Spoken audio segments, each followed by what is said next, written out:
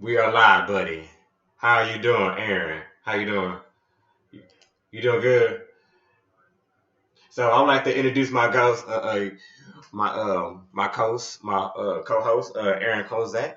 He's a good dude. We know each other from work, but I think it makes sense for us to have conversations and talk. And you know what I'm saying, the conversations I did have with you was very interesting and very real and coming from another perspective instead of from perspective that I thought where you would come from. But so it's all good. So I fuck with you. So we all good, brother.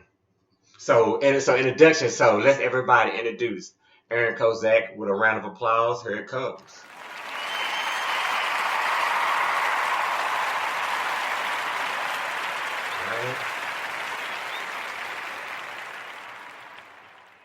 All right. So Aaron, tell the whole world about you or what's your thing? What do you do? Who are you? You know what I mean? They don't know.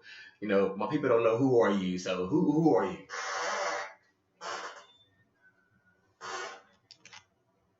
Framing and doing some audiovisual production work. I've never done that my entire life, but I've grown up just being a hardworking individual, always looking for something to do and make some money.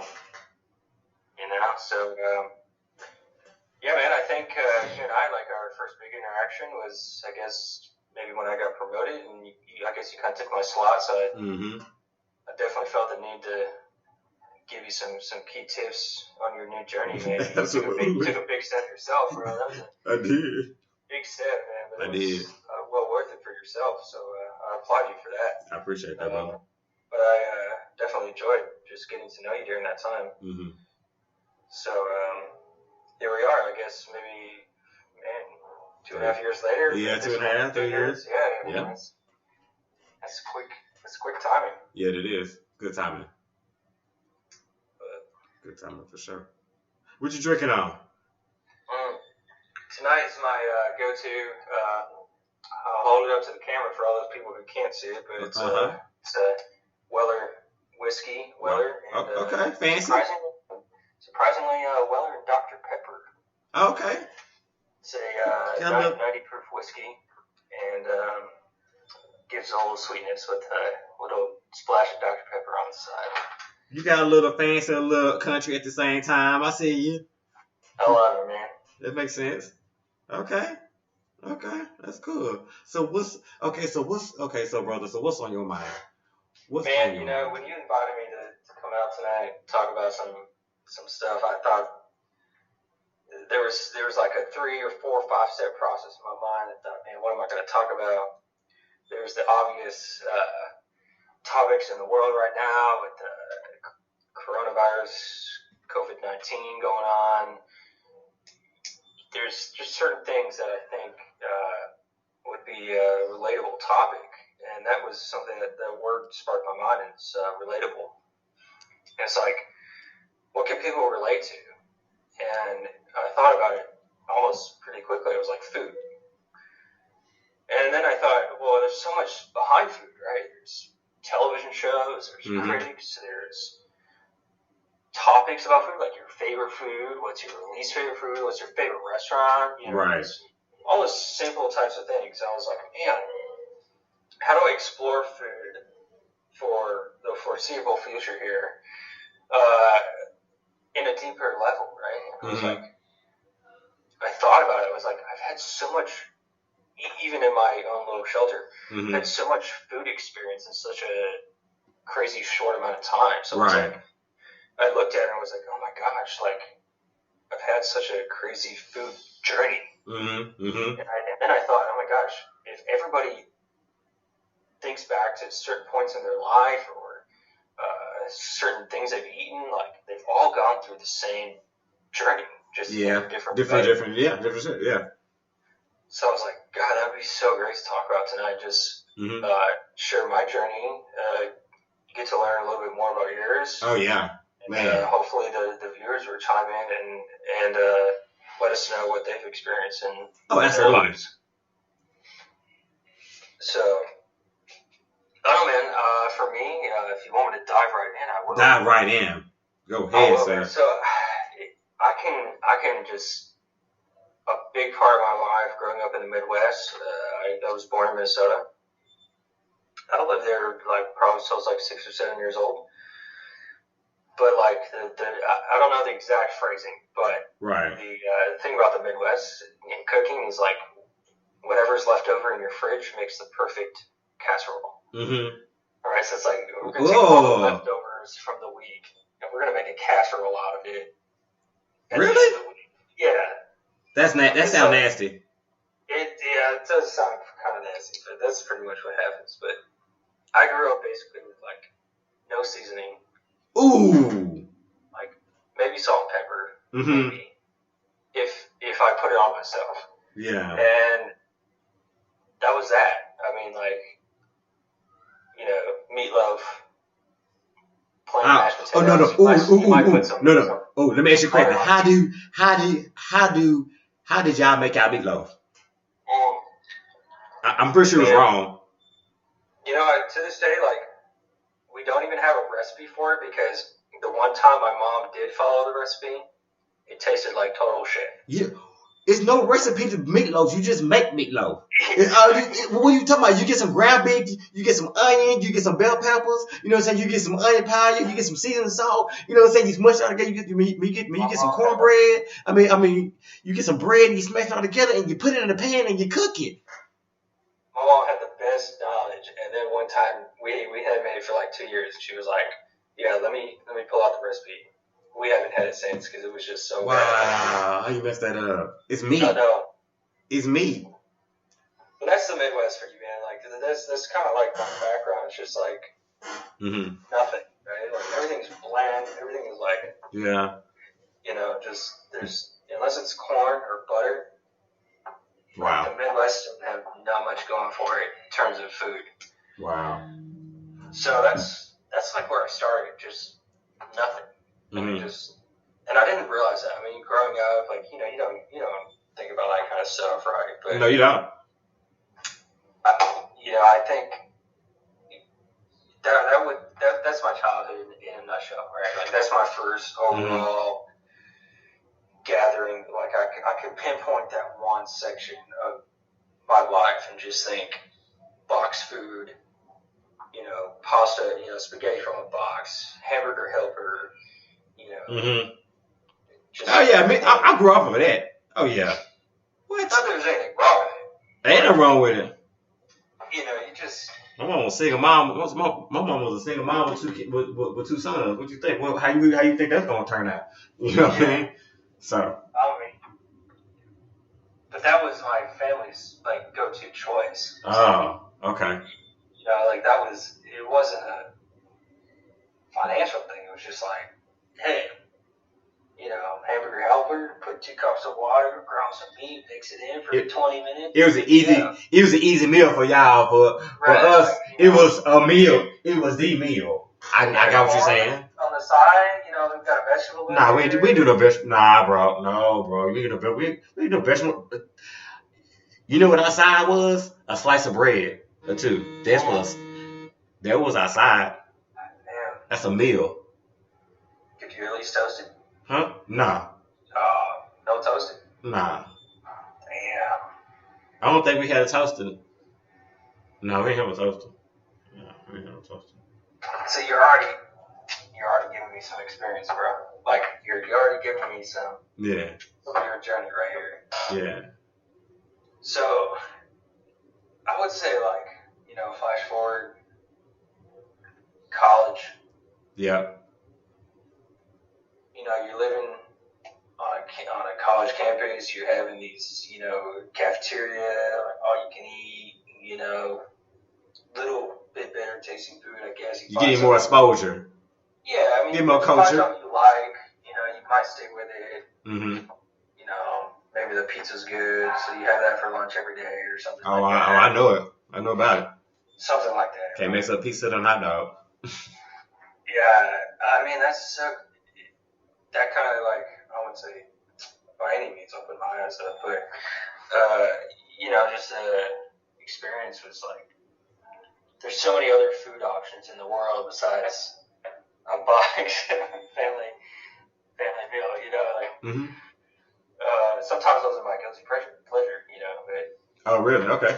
you know, like a box, you know, maybe I might get some rice-a-roni or some might be a guilty pleasure now, but it's like, God, it's hard to think that was like the norm, right? You know? Right, yeah, to what you've been exposed to and exposed to something better. Absolutely. Yeah. So yeah, like college, I think was a little bit more eye-opening. You know, just like it was on my own. Go spend my money that I earned, eat at restaurants that I wanted to eat at, and like friends wanted to eat at. Sure. Just kind of crazy stuff. To put in perspective, like my mom, I'm kind of going back a little bit. Very good. There's no spice, like in terms of spices, like my mom doesn't even like pepper. Okay. Like just like salt, pepper. She don't like pepper. Like that's too much. Wow. Ooh. So you the definition of bland food. Bland food, right? So God, you can like in college, like having the option to like put pepper on everything was like eye opener, like eye changing for me, right? Wow. And you wouldn't think that if somebody had a conversation with you now. First time I ever had fresh cracked pepper on a salad, I'll never forget that. Are you? Yeah, that's real though. That's a moment. Change your taste buds, though, right? That's your moment. I mean, your moment is your moment. You know what I'm saying? Nobody can judge that. I love that. Amazing. Absolutely amazing. I love that. Like, I could think like I'm sure you can too. We'll talk about it here, but just like a lot of firsts in my life, like first experiences. I can tell you in terms of food. Yeah. That you remember. The one that I had in college was crawfish. Yep. Crawfish is good. It's a lot of work, but it's good. Yeah, dude, I mean, it's more of a southern thing, obviously. I mean, I had never had it before, and you never had it before you came down here?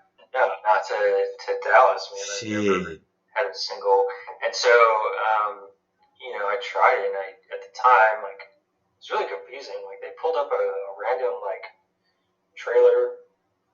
I was cooking crawfish at my college, and it was like, you weren't sure if you were supposed to pay for it, if it was free. Like, it was really strange. And I saw a friend of mine, a college friend, sitting there eating it. So I went up to her and I was like, hey, like, you pay? Like, what is all this going on? She was like, oh, just have some of mine, you know, and just eat a couple, like maybe 4 or 5 crawfish.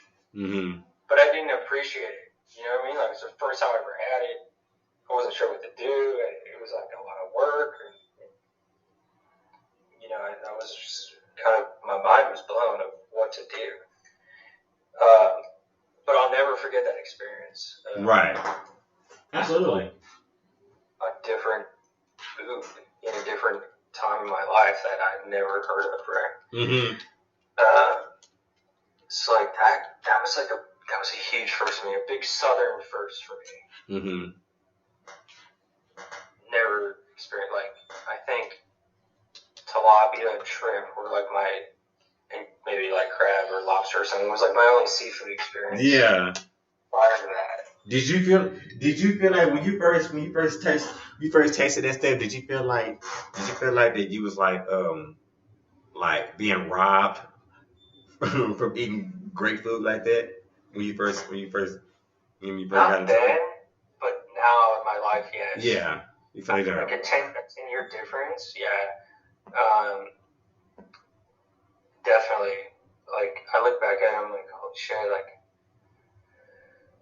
if I were to make a meatloaf in my, like, a bland meatloaf in my life right now, like, I would want it to be so above and beyond good, rather than just, like, something bland, you know? Yeah. Like, and don't use ketchup either. And don't use ketchup. That's nasty. See, that's what I did as a kid. Don't use. That's so nasty. Use tomato paste. You know what I mean? The shit that comes and then you rub and then you put water. That's how you do it. You don't. That's Westerns don't know, bro. You don't get. You don't get. I know they don't. You don't get. I know they don't. Trust me. I had to teach a lot of people some culture on the road and show them some culture on the road. You don't even understand. Oh man, I'm telling you. I used to put like actually, I didn't even think about writing these down. I used to dunk a grilled cheese sandwich in ketchup. I will to this day. Okay. It's really bizarre. I don't understand. Yeah. I don't know why you would do that. Grew up that way. I mean, just like ketchup was like your only seasoning. Basically. Oh, it's like man. that, like condiments. Let's say condiments were like your only seasoning in the Midwest. God, your taste buds suffered, and your stomach suffered so bad. Oh yeah. For years. God, that's amazing. That's why I think this is such a prevalent topic because your mind, your taste buds, your internal food soul can change in a very, very short amount of time. Yeah.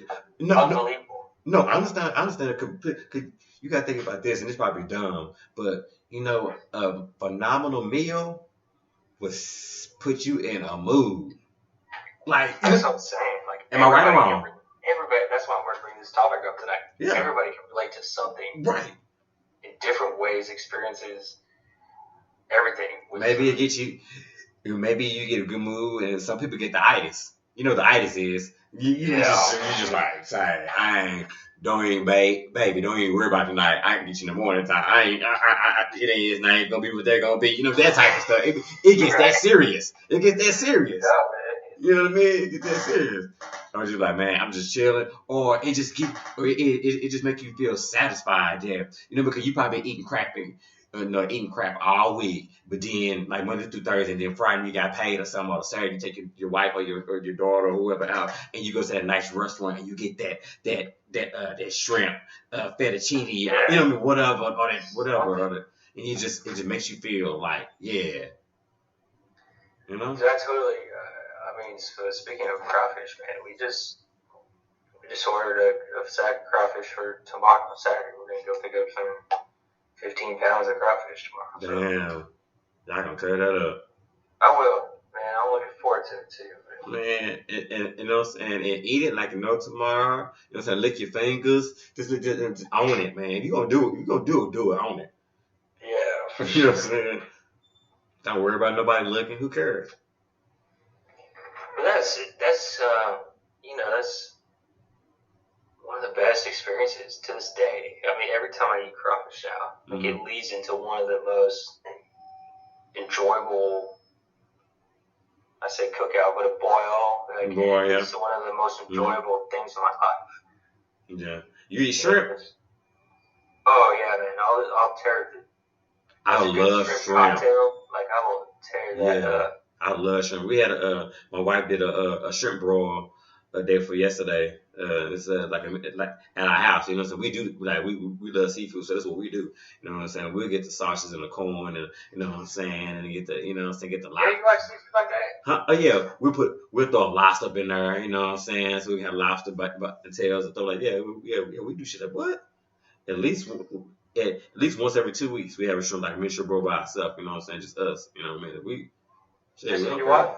Me and my wife and my daughter. We just whatever. Oh man, I didn't know that, man. We do, One time we had a big one for my birthday. You know what I'm saying? Birthday. We had a big one. We had a lot of people come up. I invited everybody. You know what I'm saying? But nobody want to give me a holler. You know what I'm saying? So. Dang, well, we're a little nervous right now because the everything going on in the world. Yeah. We do a big crawfish boil every Memorial Day weekend, so the last weekend of May. I think we've done it 1, 2, 3, maybe 3 or 4 years now. And we tripled in size in terms of people and pounds of crawfish each year. Wow. Last year we had about 28 people. We did 180 pounds. I'm about to say about 100 or something. Yeah. But I'm going to put you on the list for that. I mean, but we're a little nervous right now because what's going on? Through May 20th right now. I see that. The crawfish bowl is supposed to be on the 22nd or 23rd or something like that. Yeah, no, we probably not gonna make that. Yeah. We're probably not gonna make that, bro. No, probably not like that. No, absolutely not. That's insane. I mean, it'll be nice, but. Oh man, if it happens, I'm definitely. Oh yeah, most definitely. Yeah. List, I mean, I think it would be nice. Well, yeah. So what? I mean, so what do you? So who's a cooker in your house? You or your wife? I mean, who burns up the kitchen, or who burns up the kitchen? Dude, so that's a great question. Yes, sir. It really varies. My wife is more of a baker, but Okay. she definitely has got some cooking like in her soul. You know, her my wife is from Baton Rouge, Louisiana. So is she? Yeah. And that it's funny because like my wife and I knew each other in college for 4 years before we ended up dating. Oh wow, okay. And like I know each other. It's crazy. Like my whole first crawfish experience was without her, and then I never thought, the rest of my life experiences would be with her. You did, which is exciting. But she's been a pivotal. I actually have this topic written down. Like she's a pivotal movement in my culinary life experience. Yeah. My food journey, if you call it. Mm-hmm. Just like opened my eyes to first crawfish, and then it turned into like corn and potato soup, which her grandmother makes. My wife was somewhat raised by her grandma. I can relate. And so it's like all this cooking that she experienced was from her grandma. And, grandma cooks for 10 people, even though there's 2 people in the household, right? It's like, it's like, that's a Southern thing. There's always, right, exactly. There's always leftovers, which is great for freezing and eating for later. I think the second thing I ever had was like from her family was corn and shrimp soup, and then it turned into like crawfish pie, crawfish etouffee, and then it turned into like just crazy stuff. Gumbo. Spaghetti. You like gumbo? Yeah, I mean her grandma makes an amazing gumbo. There's just a lot of stuff like culture. That was a big culture shock in my culinary life, like in terms of spicy Cajun food. Like that was huge for me. It fucked up your head. It really did. In so many good ways. In so many good ways. Many good ways. Yeah, of course. No, I get it. Absolutely, I get it 100%. Phenomenal. And it's kind of, that was, I think, my wife was definitely the pivotal movement that changed my whole view on how you can season things. Absolutely. It's a way to season things. It's an art to it. It really is. And so, like, I always give my wife a hard time. Like, my wife can cook. Don't get me wrong. Tonight, she cooked an amazing chicken thigh, rice, lemon stuff in a pressure cooker. It was great. Side corn, all that stuff. And, she's like, I always give her a hard time. It's like, I don't care how you cook the chicken, right? Mm-hmm. Pan fry it, grill it, pressure cook it. Chicken is chicken when it's cooked. She's like, definitely buy the recipe, buy the minute, buy the ounce of like everything. But the meal turned out great. That's phenomenal.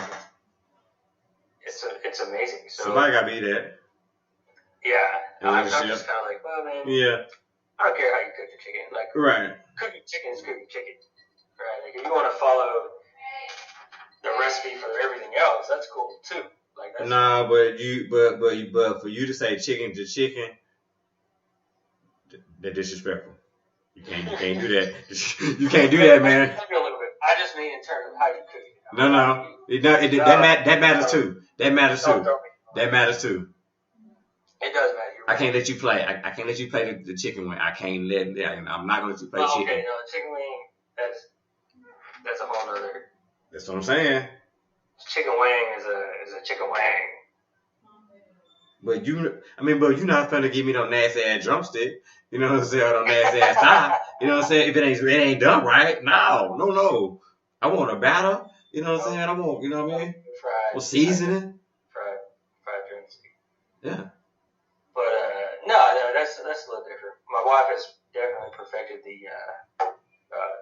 air fryer chicken wing, crispy chicken wing air fryer. Okay, I seen the air fryer. Okay, I seen the air fryer stuff on the commercial and stuff. How did it work? Like what's? It's basically, what's this deal? You close the lid on it, and then just like it's like a convection oven, so it just circular heat spins in the container itself instead of frying. Like it's a hot enough heat in a certain area, and the heat is spinning circle, and fries it. So it's kind of like replacing the microwave, kind of the way, kind of without the radiation. Without the radiation, but without the oil. I mean, it's crispy, like you would get with the oil. Like is it crispy? Like good crispy, like like real crispy. Like the good crispy. Or solid. Light crispy, heavy crispy, like whatever you want. Okay, you can do what you want. Okay. Oh yeah, man. That's what I'm saying. Like, she's perfected it down because the first time she tried the wings, it was like, these are still kind of like they're cooked, obviously, but it was like, they're not crispy. Like, right, yeah. I like a good crispy wing. Yeah, me too. I like a good crunch, a little, snap. Outside. Yeah, I like a good crunch, snap to it, That makes sense. Another, whatever, 7-8 minutes on the timer. It was great. Mm-hmm. So, wings, yeah, that's a different environment. But, yeah, that's true. The chicken breasts, you can boil it, you can Mm-hmm. fry it, grill it. So what do y'all normally do? Y'all normally do fried chicken or baked chicken, or what do you family do? Depends on the recipe, man. The other night I made some grilled chicken. Mm-hmm. Stuffed it with some feta. Okay. You put it in the oven? Yeah, just grill it. Feta melts inside of it. Mm-hmm.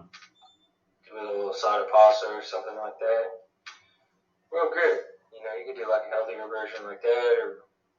Y'all not heard. Y'all got feta cheese in the house. No. Yeah. I love feta. That's one of those things too. Like I never experienced feta in my life. Like. Oh, really? It's just American cheese, right? It just, yeah. That's how it is. Swisser American cheese, like on your burger. Mm-hmm. What is that? Like, but. Where exactly are you from? Like, what town you from? Like, did you have, like, no exposure to food at all? Man, it's super crazy. Like I said, I was born in Minnesota. Minnesota? I moved to Orlando when I was pretty young, maybe 6, 7 years old. But, like, those roots, like, those cooking roots, like, came from the north to the south. Yeah, they followed. Yeah, my parents just cooked the same all the time. Like, that was she didn't pick up nothing. She went to Orlando. And all that culture in Orlando, she didn't want to try nothing new. Damn. Yeah, besides fresh orange juice, what do you got down there? Well, Orlando? Well, you got in Florida.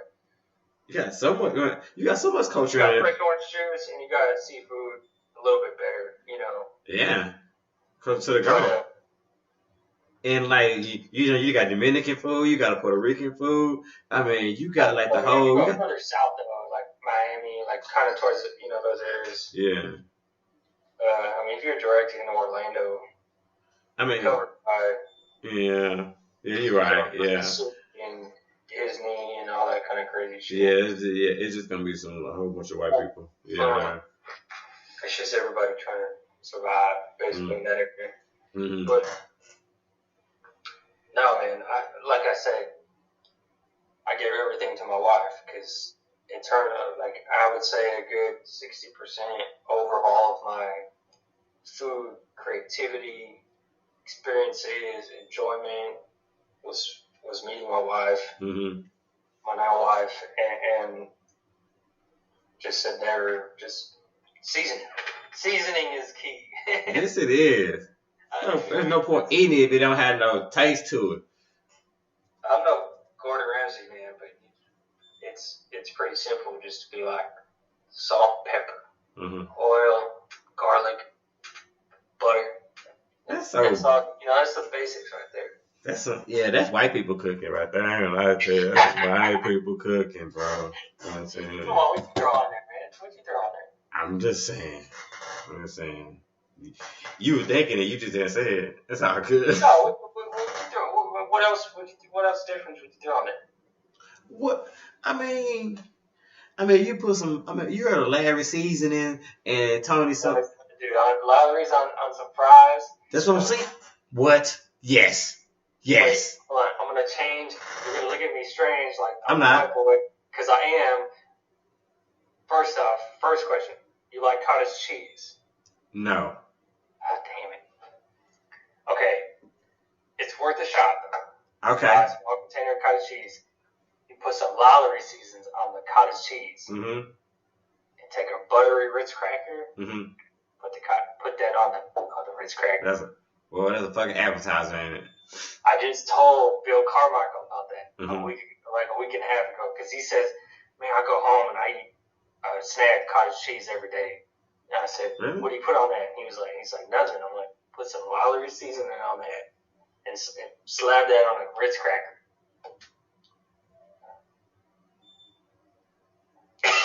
You're looking at me like, Nah. I'm just like, okay, I'm gonna try. I'm gonna tell my wife to buy some cottage cheese. It's a Ritz cracker. She gonna do it. Heavy on the Lowry salt. If you like I do. What? That's why I said I'm gonna bring it up. That's some good. That's great. Yeah. And, Tony's. Mention Tony's, man. I put Tony's on everything. Tony's and slap your mama. You know what I'm saying? You gotta have garlic powder and you know what I'm saying? You gotta have the different kind of spices too, and you gotta have an Asian side, and you just gotta have like a room full of like a cabinet full of spices, man. It's good,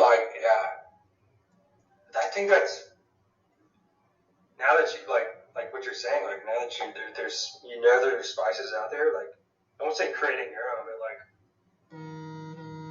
creating your own sauce can be elevating, too. Like, absolutely. My wife and I make a good Asian salmon. It's an Asian spicy salmon, and it, with a side of asparagus or something. Right. Whatever vegetable you want. Mm-hmm. That's just incredible. He said that's just incredible. I love that. We've been making this is one of my topics right here. Perfecting your first meal, your first perfect meal. Oh, okay. Can change everything. Yep. It'd be a game changer. First meal that I perfected, and then it leads into maybe 2 to 3 other dishes after that. Right. So for me, one of the first dishes I ever perfected that I still make to this day is a French dip sandwich. A French dip sandwich? What the hell is that? You know it, bro. Roast beef, provolone with the au jus sauce on the side, like the dipping sauce, the dipping juice on the side.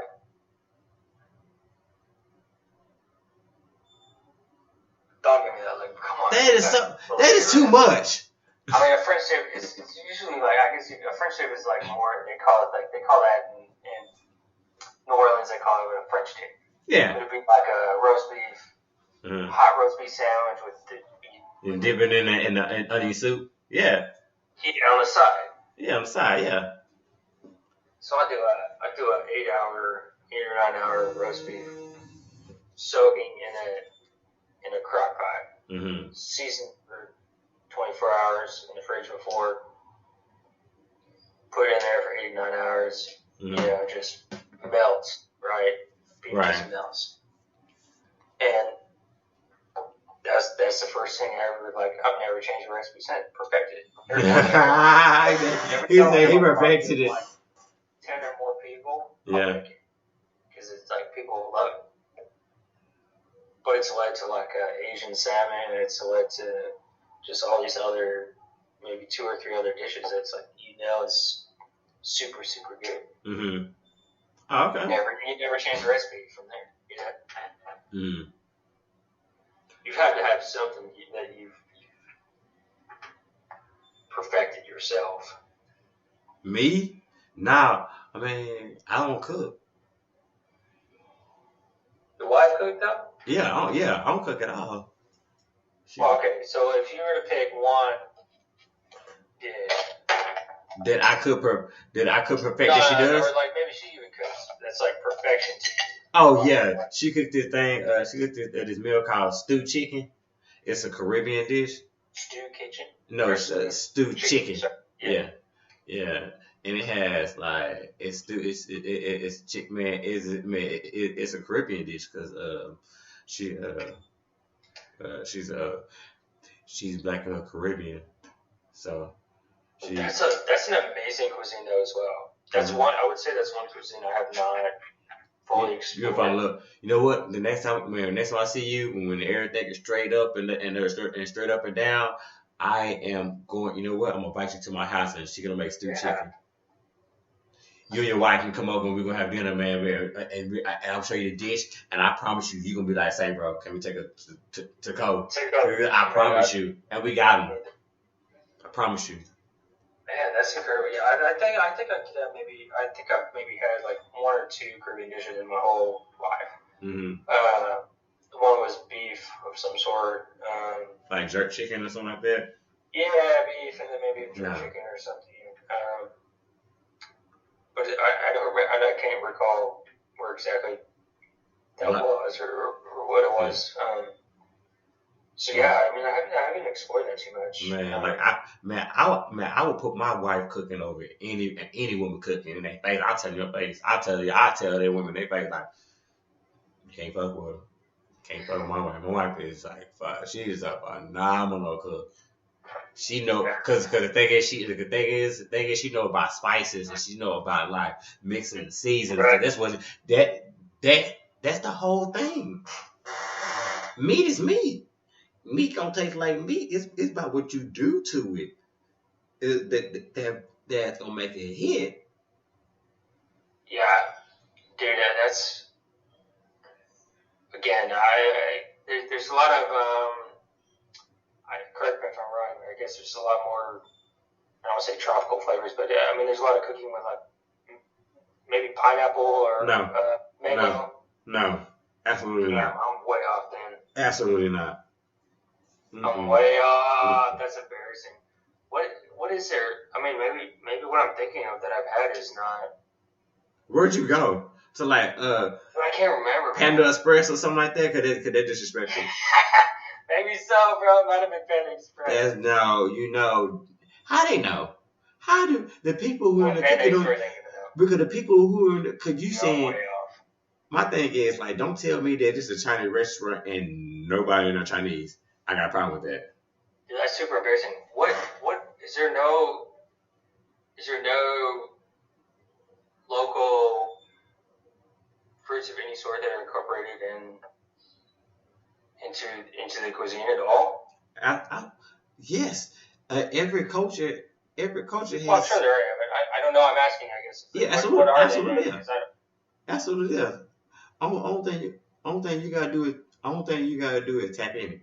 Just tap into it. That's all you gotta do. I'm saying, what are those local? Oh, like them local establishments, or like them local like social. No, like the local. Like, what are the local?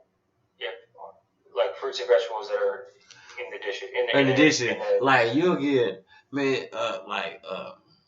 ginger root is real big. It's okay. Your ginger root and tomatoes and onions and bell peppers and like Is there no specific fruit to the Caribbean? No, they don't put it in any food. It's just more like a dessert, or they put it in a drink. Because Because I actually been to a Caribbean island. You know what I'm saying? Like we had a family reunion in St. Kitts, and that was my first time ever going to a Caribbean island in my life, and the food was like phenomenal. Man, I can imagine. I must be thinking about something different. I'm totally. I totally shot myself in the foot, but yeah, even when I went to Dominican Republic, You know what I'm saying? The Dominican Republic. I mean, yeah, they got fruit there, but they don't put that. They don't put that shit in their food like that. Like, you know what I'm saying? Like, they don't do that. Like, that is kind of like a misconception that you're gonna have. I mean, pineapples and rice and you know what I mean, and chicken and more chicken. Like, that's not how that works. Yeah. So I would say, maybe here's my thought behind it. Maybe I'm getting a little confused. No, you good. You remember, Aaron Avalonosa is a good gentleman we work with that worked there. Mm-hmm. He and his wife, I think, I'm not sure which side is the background, but they have a Lao background, and their son's first birthday party, which was almost 2 years ago. Their son must be turning 2, maybe here shortly. But their son's first birthday party was like Lao food, and that was something I'll never forget. Like, the food was incredible. It was just like a smorgasbord of I can't even like describe. I mean, pork and grilled vegetables, grilled fruits, grilled pineapples. There was these. I say spring rolls. That's not correct. I'm not doing any justice to my culinary. No. Right. That was a big life changer for me. Like experiencing Lao food for the first time. And Aaron and his wife recommended a restaurant in I say downtown Dallas, but over there by Love Field Airport. And man, my wife and I have been going there ever since. We were living closer to the area at the time, but we moved out. But it was definitely food I've never experienced before. That's for sure. Absolutely. Something I've never experienced and didn't know what to do, but that was amazing. It was like family cooked, like both their parents came in and helped cook this whole meal. And oh yeah, that's what they do. That's what. It was one of those things that was like, obviously for the rice, there was like utensils to like scoop your rice, but it was like skewers of pork or chicken and like beef, and like most of it was just kind of like natural. Enjoy with your bare hands of like you're taking as a person. There's a lot more meaning and culture behind the food and the worth of the food. But the food tasted great, which was obviously a step above the experience. Oh, absolutely. But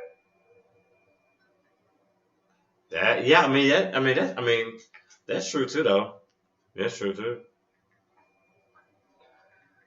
We got a lot of people on Facebook asking about how to find the podcast, my friend. Yeah, no, I'm doing that right now. I'm looking down, doing it right now. Somebody just. What was your like? Can you think of one experience in your life that was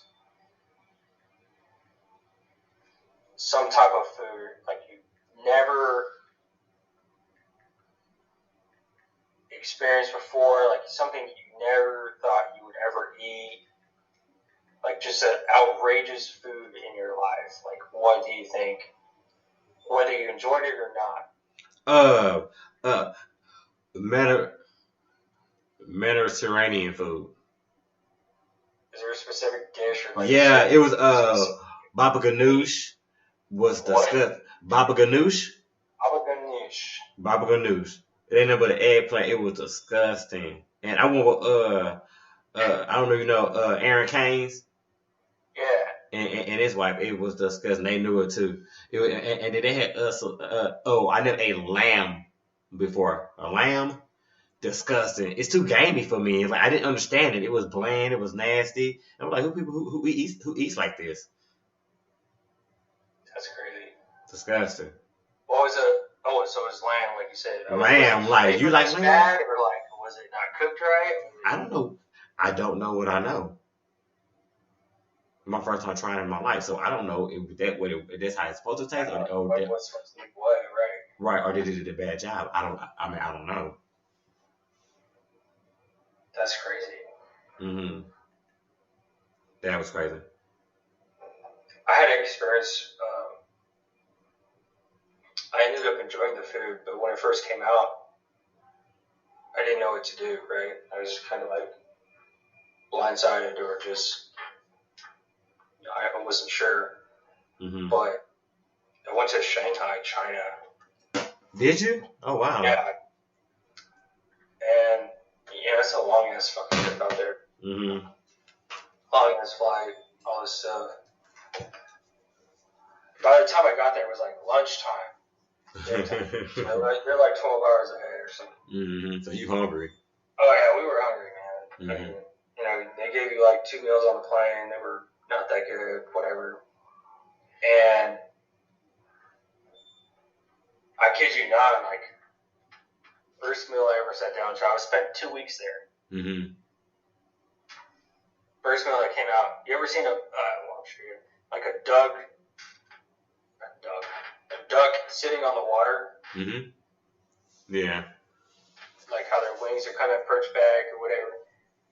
It was that, but it was a dove. A dove. Right. Oh. Dove. Was it white? Huh? Was it white? Bro. On the outside, charred black. Oh. Burnt. What? And I was like, who can eat this, right? And the guy's like talking to us in Chinese. He's kind of like gesturing, what he wants to do to this dove. And I didn't know what he was saying. I'm just kind of like nodding. Like, right. I'm sitting here thinking, I'm like, man, this is going to be a long 2 weeks in China. Like, I don't speak the language. I can't barely eat the food. Like, some weird shit. So I was like, he said something, and I was like, just like nodding. So I took it, and he like, again, a picture, duck sitting on the water, head perched up. He like took a knife and just like sliced down the middle. Damn. What you do? Did you freak out? I was just like, what is going on? Like, why is this happening? Yeah. Why is it happening? But at the same time, I was like, the neck and the head is still like perched, it's just sliced in half. Like, damn. Really, but you open like the inside of it was like chicken, like perfectly cooked white chicken. Yeah. And I was just like, oh my gosh, like. How can you trust it? It was incredible. I mean, I was just like, what is going on? Was it good? Yeah. I mean, that was a huge, pivotal, like, culinary experience in my life, too. It's just like, I sit there, like, 2 weeks in China, and I went with other people, and nobody wanted to eat the cuisine. Why? That's the point of going. I'm a foodie. Just because it was like they weren't comfortable with, like, how can you not be comfortable with, like, rice and noodles and, like, it should, you kind of had to ask what you're eating so you knew what you were eating, but, like. Right, of course. Yeah, absolutely.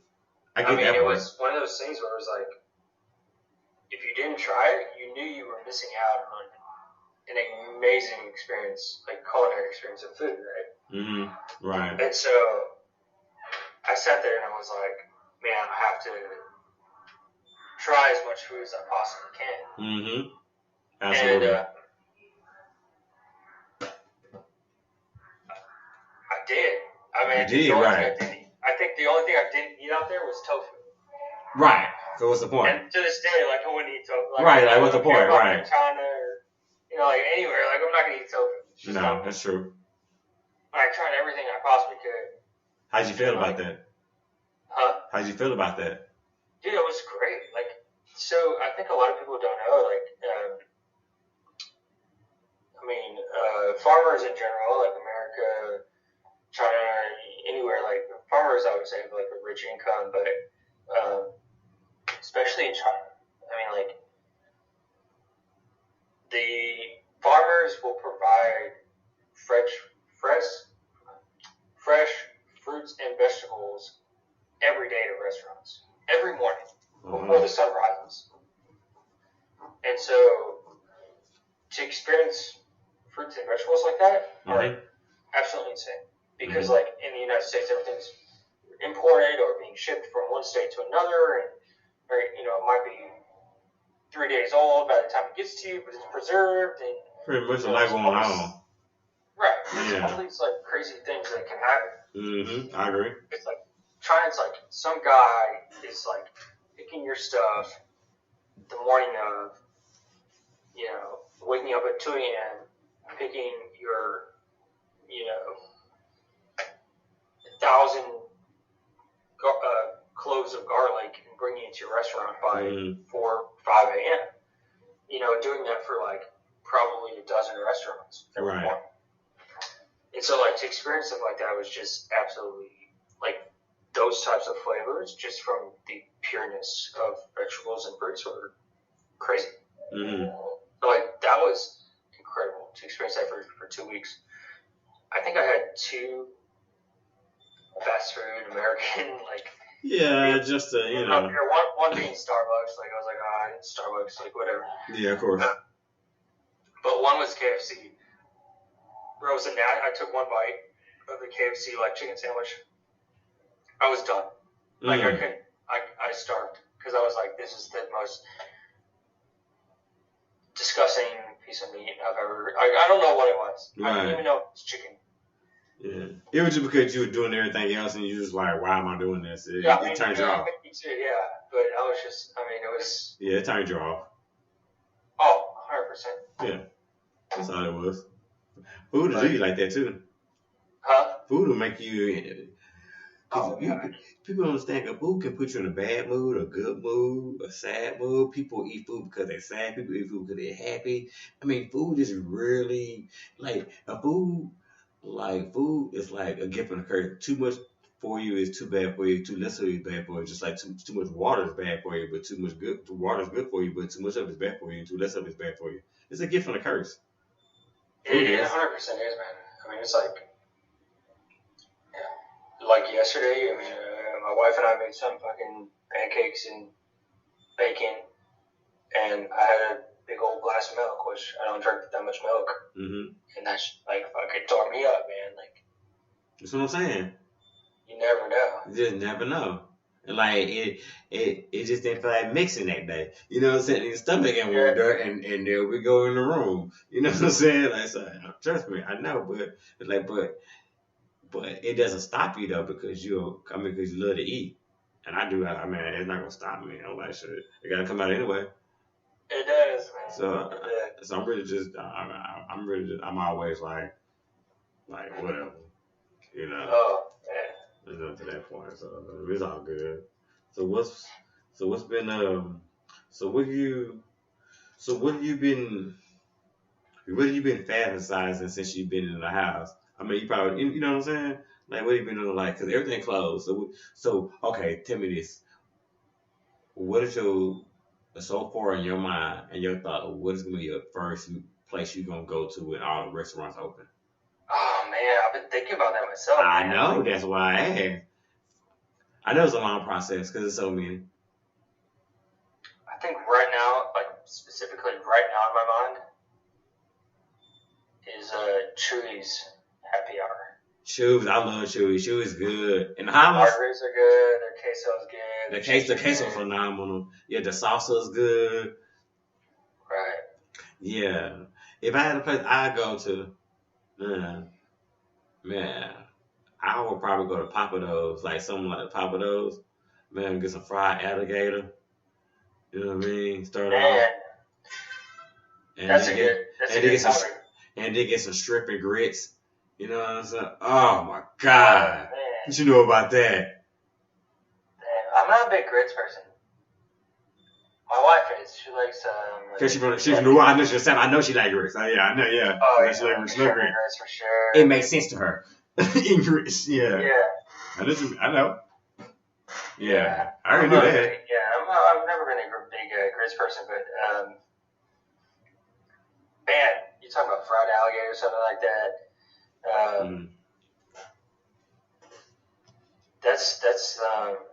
That's up my alley right there. Mm-hmm. I love. Have you ever been well, shit, I don't know. Do you like frog legs? No, I never tried fried legs. Fried frog legs. That's the way to go, right? No, I haven't. I haven't even attempted. Oh yeah, it's so good, bro. And I've actually been frogging. Have you ever been frogging, like to go catch frogs? Crazy, like one of the craziest, most exciting experiences of my life. Like frogging? Yes. Oh, I never heard of that. What is that? Is that a thing? That's a thing, huh? Yeah, it is a thing, man. Like, okay. They didn't really tell me. They're like, yeah, like you go at night, you know. And I thought, oh, maybe from dawn to like midnight or something like that, right? Like, and like. Oh, okay. Yeah, go ahead, brother. Sorry. Mm-hmm. So we're gonna go on a quick commercial break, and so we will be back. But here we have music you can listen to while we go on a commercial break. Holla.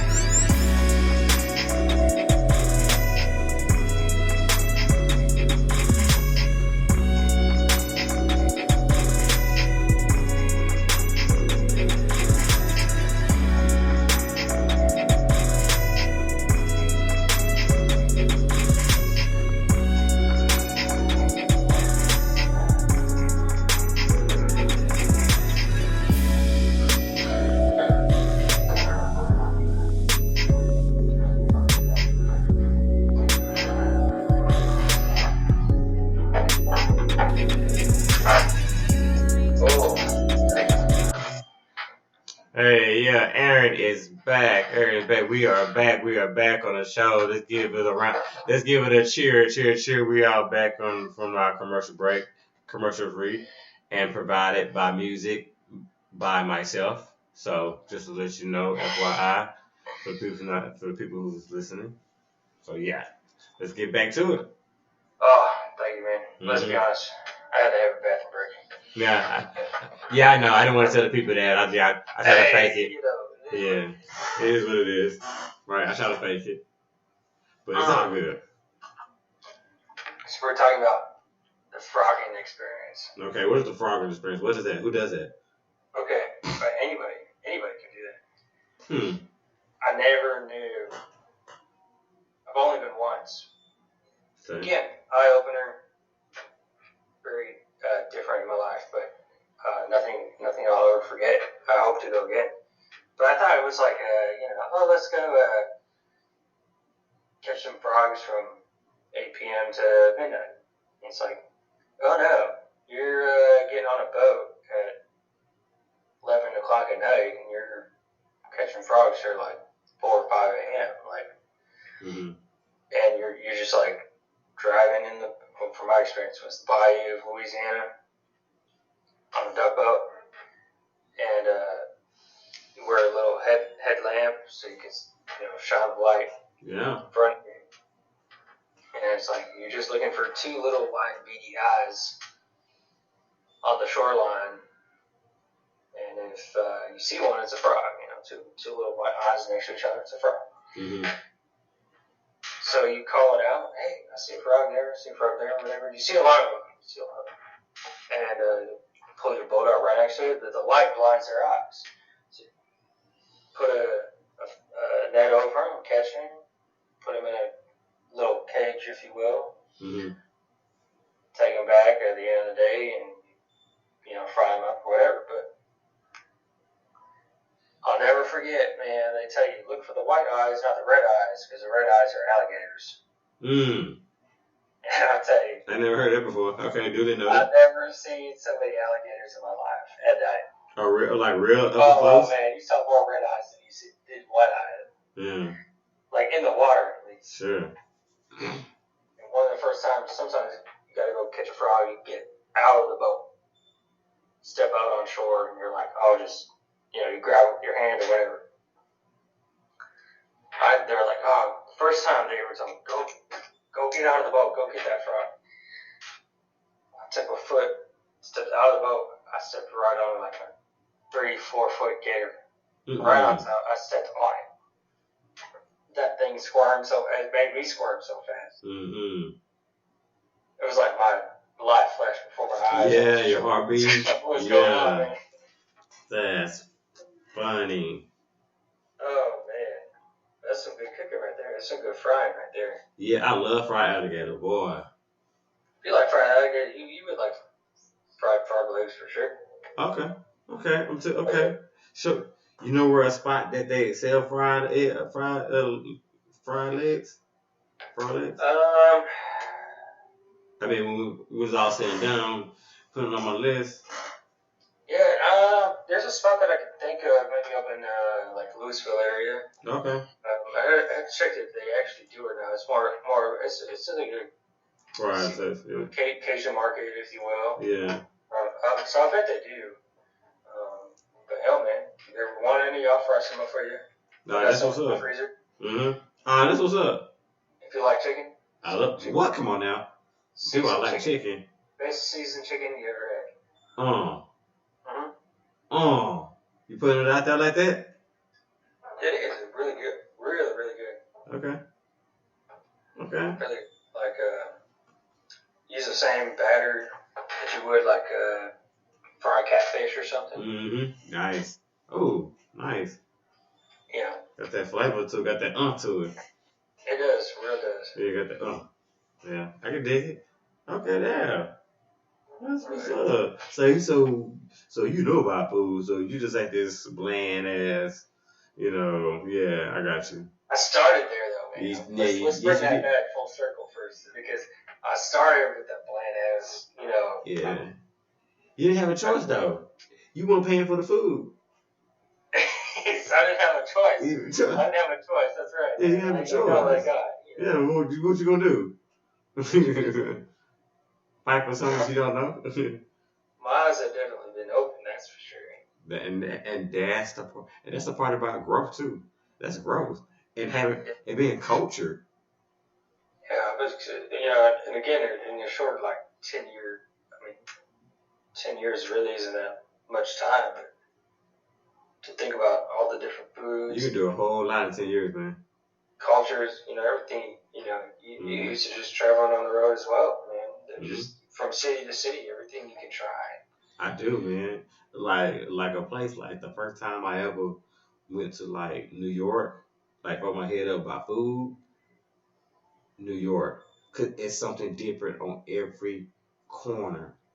There is. See, I struggle there. I don't travel there as much though, so maybe that's part of the problem. But I found myself like in the delis. The delis there. Yeah. They got the best food. They do really. I would say that there's some good delis there. You pay by the pound. And it's cooked right in front of you. Cheap you ain't got no problems. You know what I'm saying? Yeah. It's out pulled from the fresh and they just make it. Yeah. What? Man, I already know.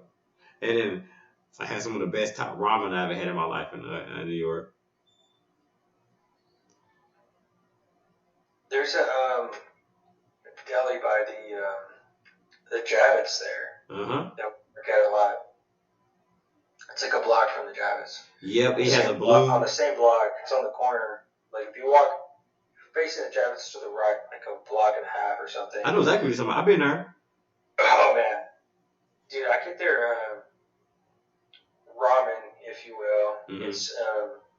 It's udon noodles with like a Japanese noodle, a little bit thicker, usually used in like a hibachi style. Mm-hmm. But with their like ramen broth. Mm. Oh man, and they'll give it to you in a good to-go container. Mm. So I easily get like 2 meals out of it for sure. Yeah, for sure. Yeah. It basically like just noodles and broth. Mm. It's so good. I put salt and pepper on it, whatever. It's like perfect. You can add chicken and stuff too. It's all about the broth though, man. That broth is everything, man. That's chicken broth for sure, man. Yeah. That's some crazy stuff right there. So what kind of Thanksgiving food y'all do? And I tell you what, for holiday food, and I tell you what we do. Yeah. So again, I've kind of elevated the Thanksgiving in my life just because Thanksgiving to me was turkey with the stuffing inside the turkey, mashed potatoes, maybe like vegetable corn on the side or something like that. Kind of basic. No doubt, that is. Hey, Roman. That ain't kind of, I would say I do love, like, I think the best thing I've growing up, like, the best thing I've ever liked about Thanksgiving was the stuffing. It's like, I can take that recipe and just, like, bake it in a pan. Absolutely. Which is amazing to me, because I just love the stuffing. Like, that specific recipe that I grew up with.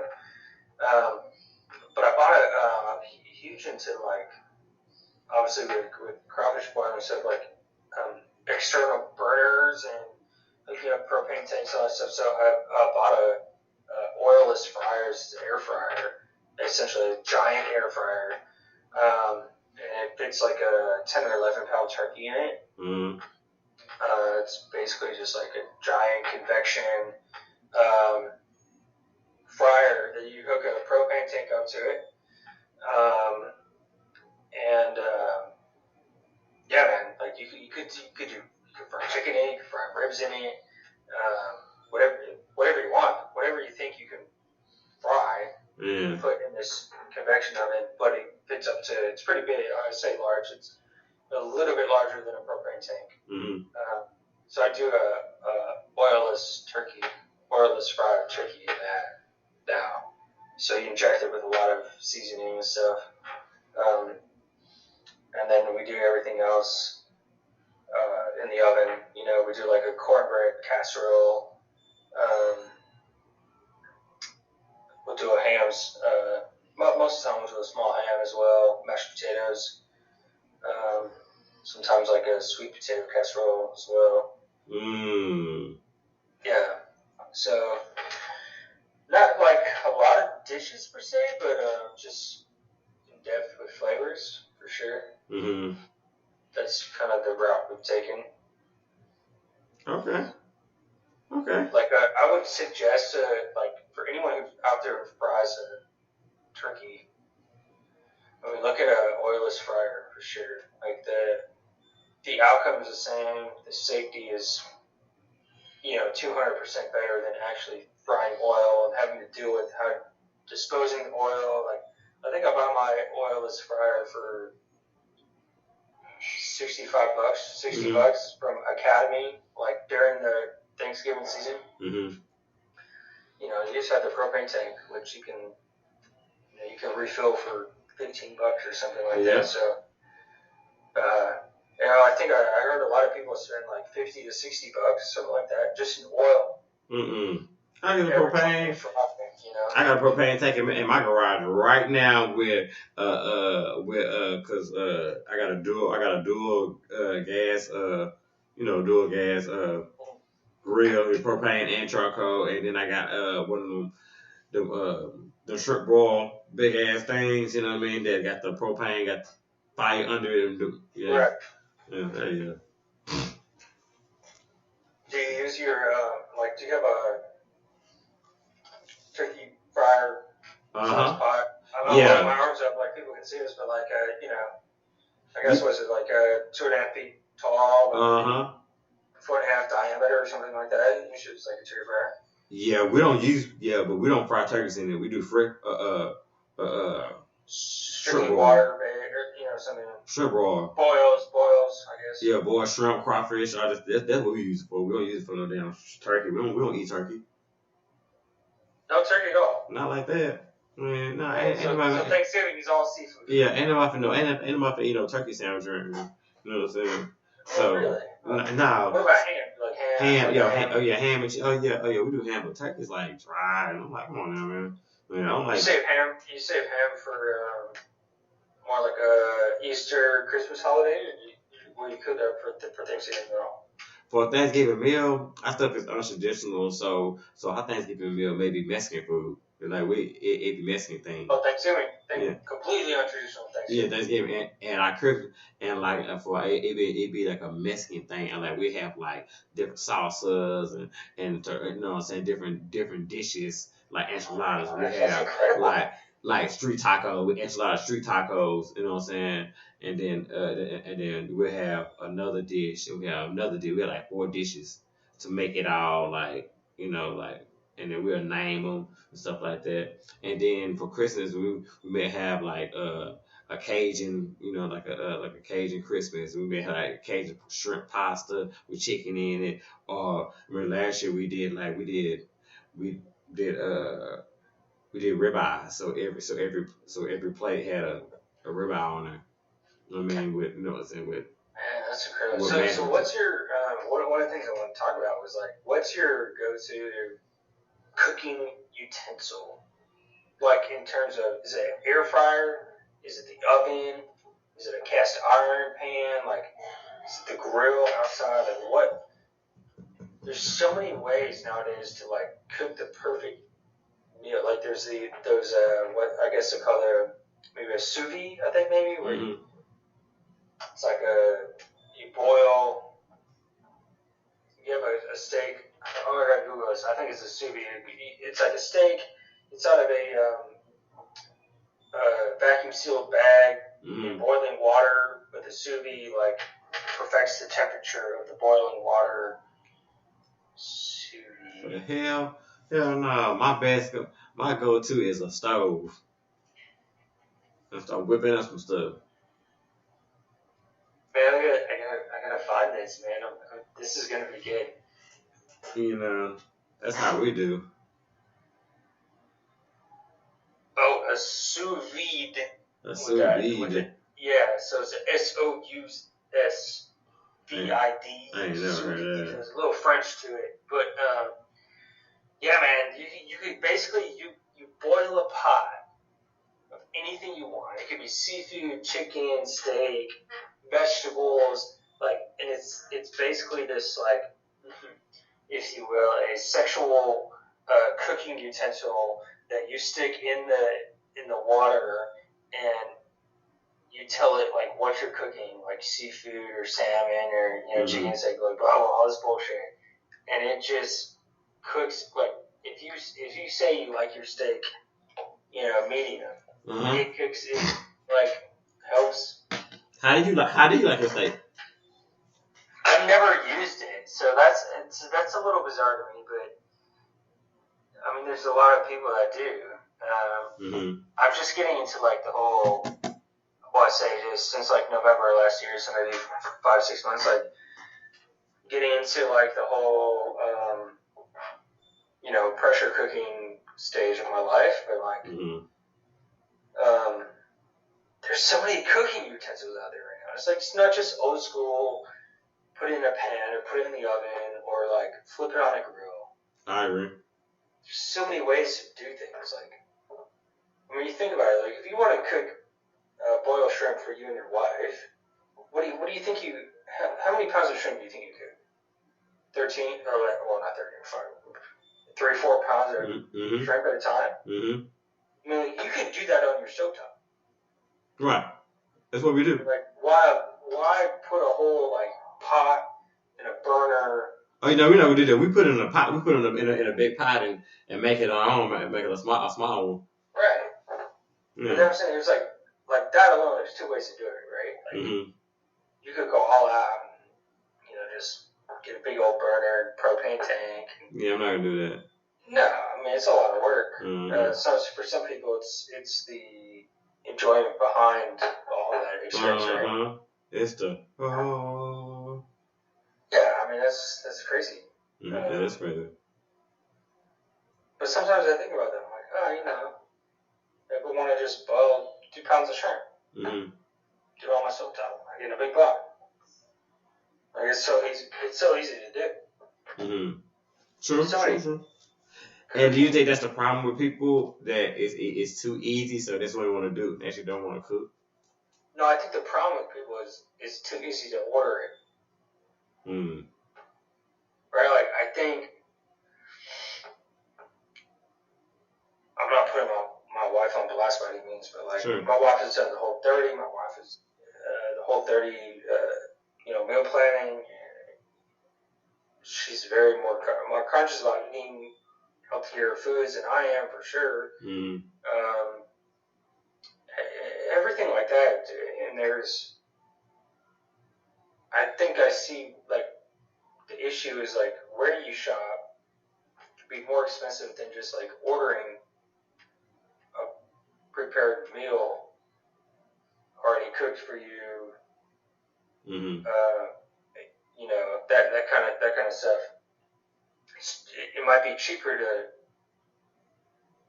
order a prepared meal, which I think is the problem. It's wow, yeah. You can still shop and experience the same quality of food at a lesser value. Thankfully, oh my gosh, not even probably half a mile up the road from us, from our new house here. It's literally called Farmers Market. It's a little standalone building. What city you stay in? Huh? What city? We're technically in the city of Glen Heights. Oh, okay. Nice. Yeah, so we're just south of DeSoto. Yeah, you're not far from me at all. Where are you at? Cedar Hill. Oh man, shit! No, yeah, we're just south. Yeah, we're just south of you, man. I'm gonna send you this place, and anybody in the area too. There's a way we can post it. There's a little local. I tell you, like I said, half mile from me. It's called Farmers Market. It's a little standalone building. I got all my firewood from them for the cold season. Man, they got the biggest lemons you've ever seen. I mean, 10 cents a piece. Man. So you're talking 4 or 5 lemons for 50. It's I think it was 6 lemons for 70 cents or something like that. It's just cheap. All their produce is like that. So since they're there, we've been trying to enjoy their produce a little bit more, just for the sake of, there's chains and stuff like that out there. There's Whole Foods and Sprouts, Doesn't mean they don't provide good quality food, but no, it's I don't even. it's still going to be more expensive than finding a local vendor that can give you the same exact quality, maybe even better. Actually, yeah. You know, for a quarter of the price. You know, we moved from the city, so we never had that experience. Have a local vendor, but now that we do, it's like it's a no-brainer to kind of just go out there and support the local community, but also get more for your money and experience fresher, better ingredients for your dishes. You know. Right. Yeah. True. Yeah. That in itself that's amazing. That is amazing. You're right. I can see that. I see the logic in that. I most definitely see the logic in that. So what do you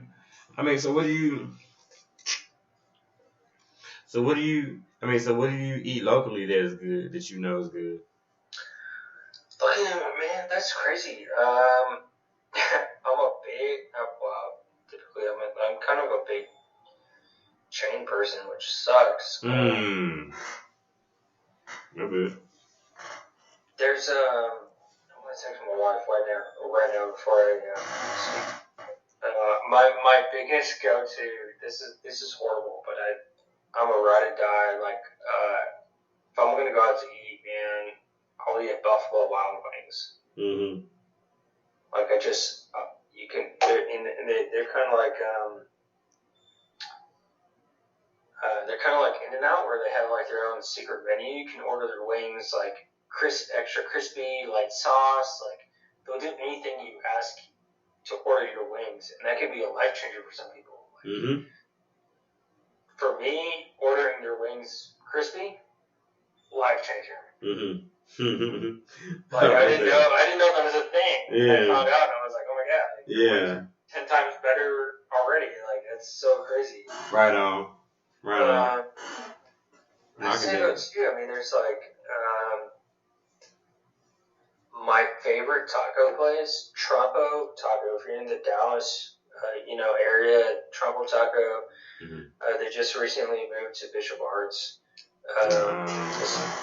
8 months ago. Trumpo Taco, absolutely amazing. Like mouth watering.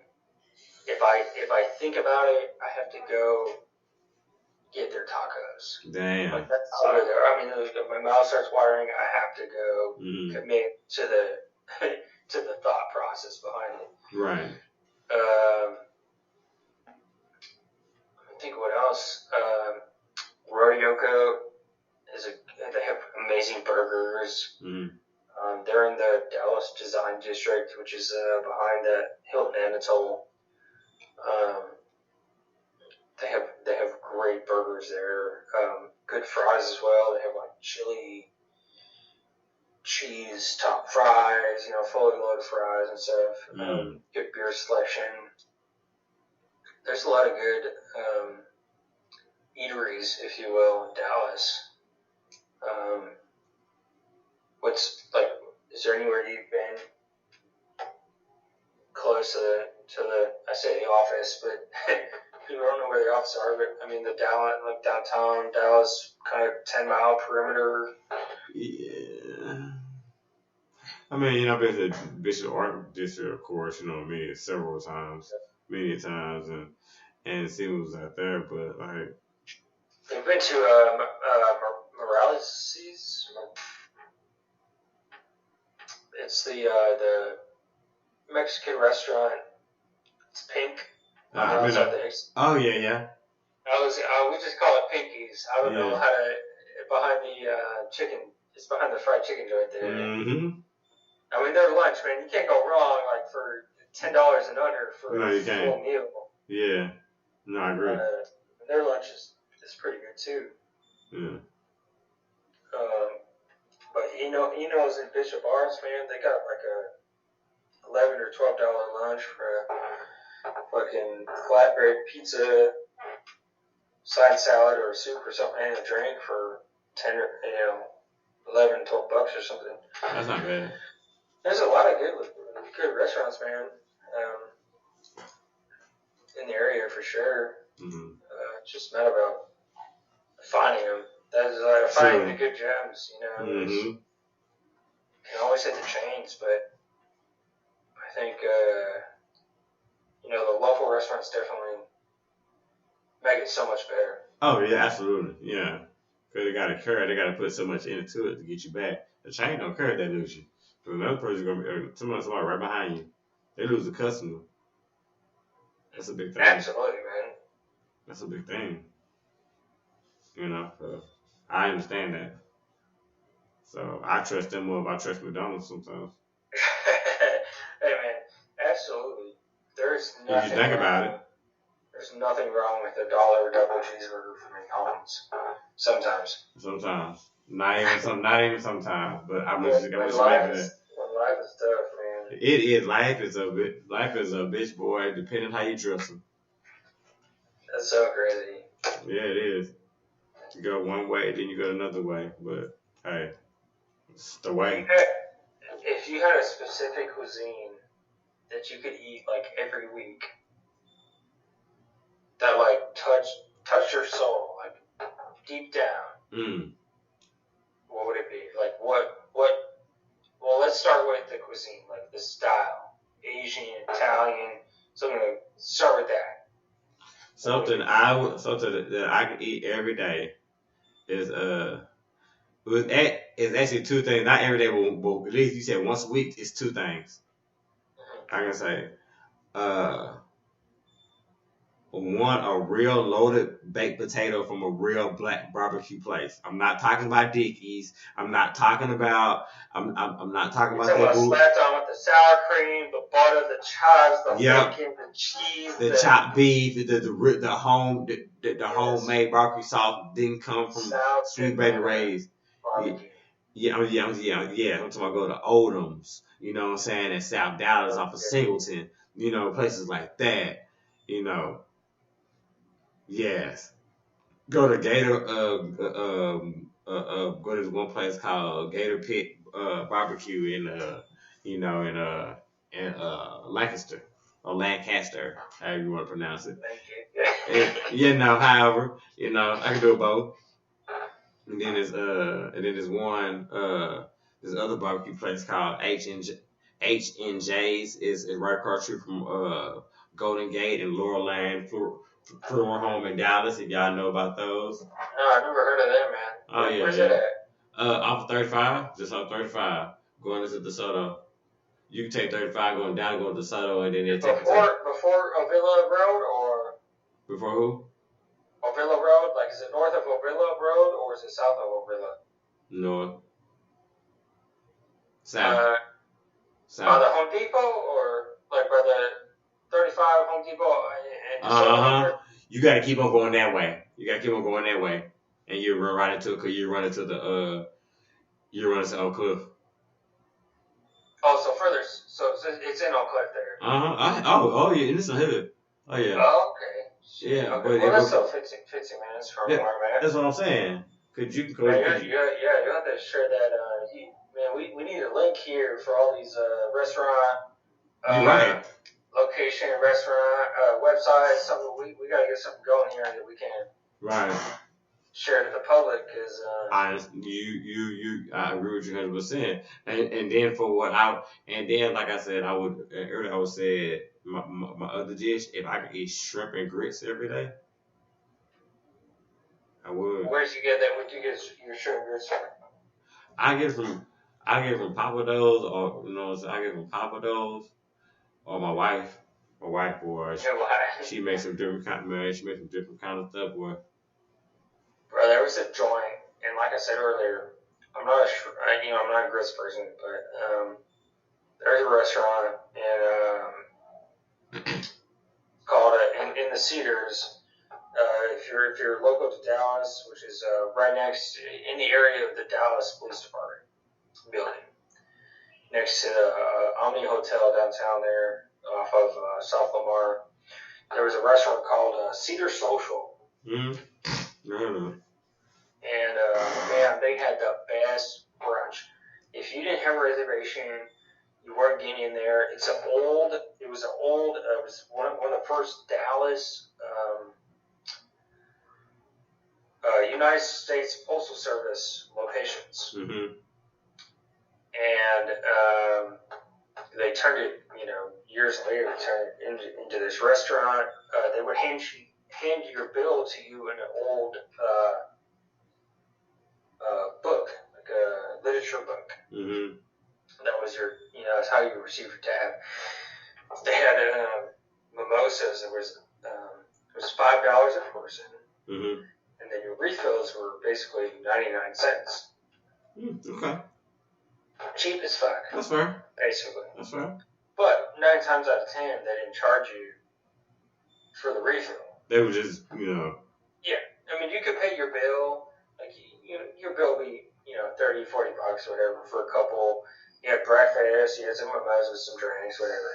And it's like, you're still chatting there with your group of 8, 10 friends, real white bitch kind of bullshit, Mm-hmm. And it was like, but they wouldn't charge you. Like, you're still drinking, even though you paid your tab. It's like you're drinking 3 or 4 rounds, and they're not charging you for the, $4 or $5 that you're drinking extra after you paid for your tab.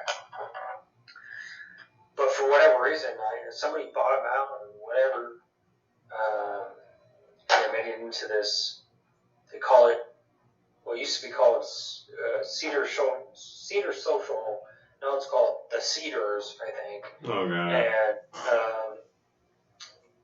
And they made it seem like they were getting a menu change, and really it was like they were getting somebody bought them out, and like they were getting a whole revamp, basically. We tried to go there one time. It wasn't the same. On the phone, we tried to make a reservation, all this bullshit. We were like, well, let's, there's only 4 of us, like, let's fuck it, just try to go and see if we can get a seat. And there was a sign on the door, and it was like, yeah, we're closed for like a month. We're revamping the menu. Come to find out, it was like, oh no, man, this is, complete overhaul. And we went after the overhaul, not knowing it was an overhaul, and it was just not the same. I mean, it was horrible. It was really bad. Right. Yeah, I believe it. Horrible. Yeah, I believe it.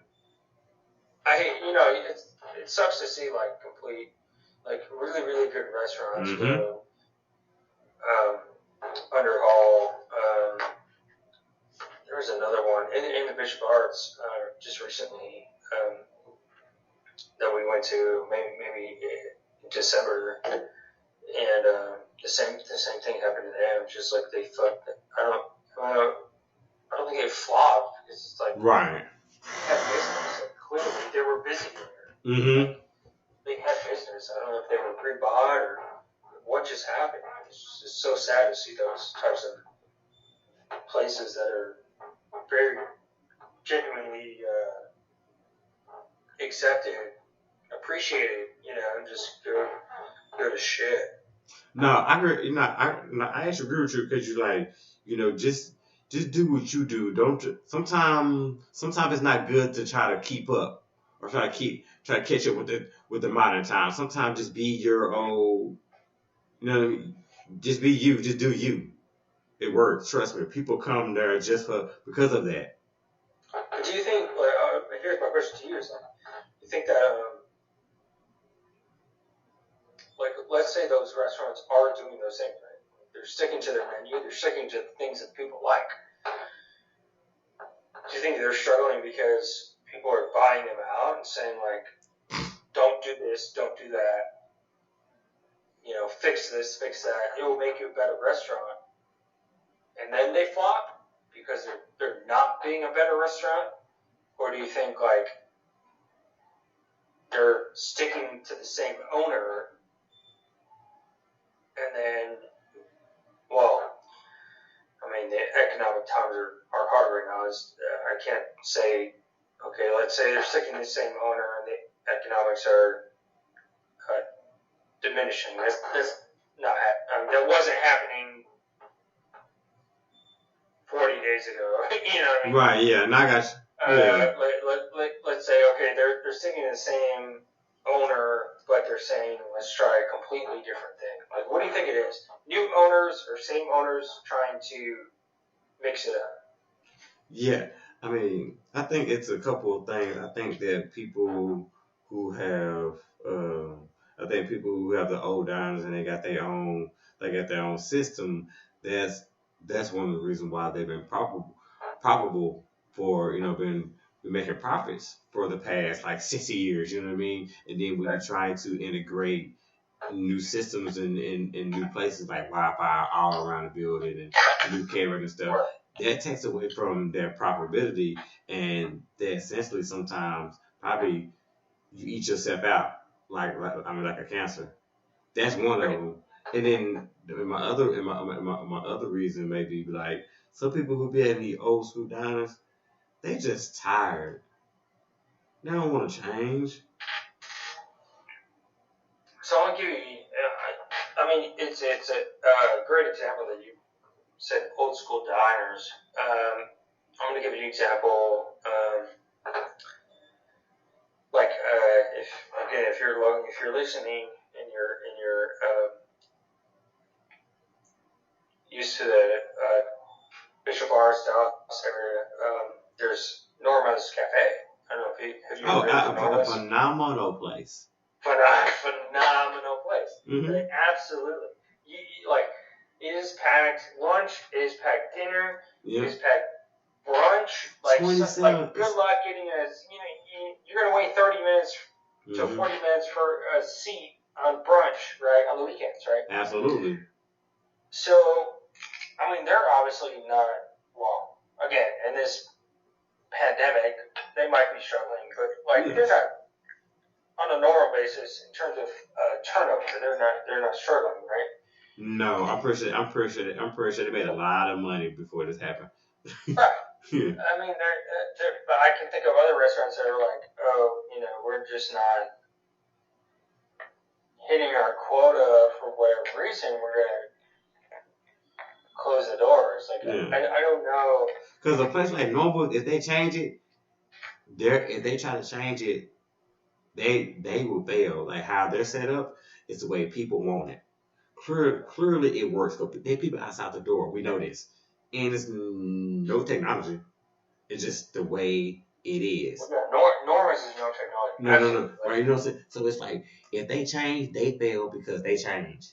Because evidently, what they got going on works every single day.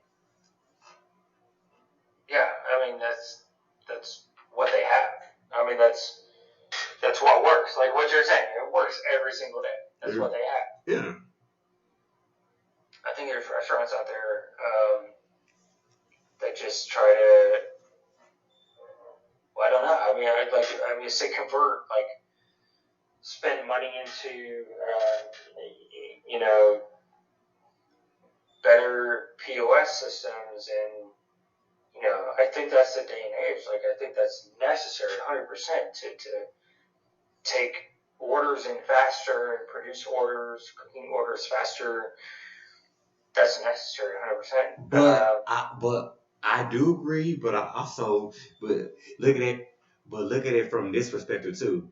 It's all about your demographic and what you bringing in. Because yes, if you getting a bunch of between 19, it's long range, but I'm saying 19, like I'm sorry, a bunch of like 21-year-olds between 21 and 35. No, you need fast pace. You need bang, bang, bang. You need left, right. You need to be quick and fast. Yes, you need two systems. You know what I mean? Because it's the people you bring it in. They want it fast, quick, and hurry. Right. No, absolutely, 100% agree. But places like Normal's don't need that. This is a great example, like overall, in a total waste of taste buds, as we've described earlier in today's podcast. Mm-hmm. It's like, the movie The Founder. It's about McDonald's and how they started, how they progressed. There's a lot of politics behind it, but it demonstrates how they progressed streamlining the drive-through industry, right? Like, how do we quickly grill up a patty, give it onions, condiments, buns, and head it out the door in, let's say 30 seconds. Probably closer to a minute and a minute and a half. Okay, so let's say a minute. So it's like, how do we do all that? Boom, boom, boom, boom, boom, in a minute. And it's fresh, right? If you watch that movie, it's like, they go back to, like, designing the grill should be here. The fryer should be here. The, patty warmer should be here. It's all angled, and they talk about it in the movie. And that's what's so crazy. It's like, something that's so, again, like, don't get me wrong, a double cheeseburger is cool. Have you ever worked at McDonald's? Huh? No, I've never worked at McDonald's. I have. I can't say I have. I have. You have? Have you seen that movie? Okay, no. Great. This is a great topic. Have you seen that movie? No. Because I have worked at a McDonald's before. I was like, I'm good. You don't want to see it. I would say it's very, it's historically informational about how the company was proceeded. You like the business part aspect of the movie. Please tell me. Wait. Well, hold on. You haven't seen the movie, right? I know, but it's about McDonald's, so it has to have a huge business aspect about the movie, or what's the point? Right? Yeah, I guess it does. I mean, it's been a while since I've seen it, but... Well, yeah, I mean, like, a lot of it's business. Sure. Like, I would say 80% of it is the whole business aspect of it. Yeah, that's what I'm saying. Like, do you like the movie because of the business aspect of it, or is it because you like, say, you like a fucking cheeseburger? Like, which one is it? No, I'm saying, like, even though you can find better quality in cooking your own meal, which takes longer, the fact that McDonald's, for example, in other fast food restaurants, have shown examples as to where to place the grill and the fryer and the patty warmer in their restaurant shows their, like, how quickness they can produce a product. Right. Is kind of, to me, interesting but insane at the same time. Right. Like, it's like it doesn't show that their product is the best beef patty or the best, wheat buns, or it doesn't show any of that. Like, it's not a healthy product. Yeah, I know that. So I think it's important. Like, if you cook a home cooked meal, you're better off having a better quality home cooked meal at your home, right? 100%. But, like, I think the interest of showing how quick a product can be produced just based off of the science of where a deep fryer is produced, a station, or